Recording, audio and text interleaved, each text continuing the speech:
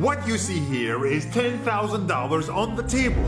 You can take this money as a loan, but I will charge you a little bit of interest rate. Like most people, you take the money and you go buy a nice car. But in 10 years, it's time to pay me back. And because of interest rates, now you owe me $20,000 and not 10. You will say, I don't have money to give you. And if you don't, I take your car and a piece of your house. This is how debt works. And after 3 years of traveling the world, I noticed that this is exactly what China is doing.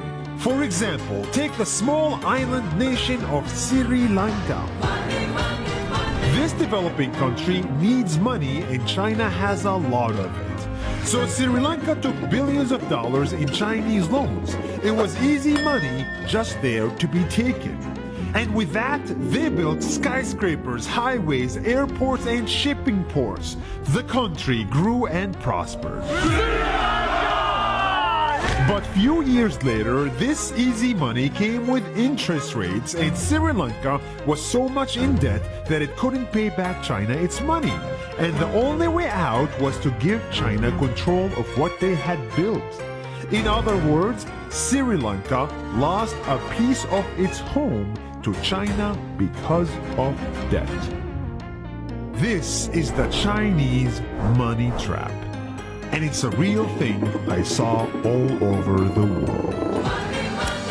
In Papua New Guinea, I saw $2 billion in loans given by the Chinese to build skyscrapers, infrastructures, and ports. But there is no way this remote developing country can pay it back or its interest rate. And the only way out is to give China control of the country.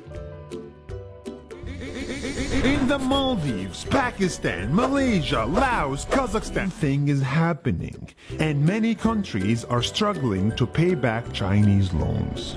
If you look closely, all these infrastructure projects like highways, ports, and bridges connect to China through the sea or through the land to form something far bigger, far more powerful than just a bridge. A new Silk Road. The world is already made by China, and I think slowly it will be owned by China. Don't get me wrong, building bridges, ports, highways, and airports is a great thing for the people in the country, but they come at a very high cost. And when these countries can't pay back the loans, these countries will lose their homes. One thing my parents had taught me is that there's no such thing as a free lunch or a free ride. So if we're not careful with our money or other people's money, then we better start learning Chinese.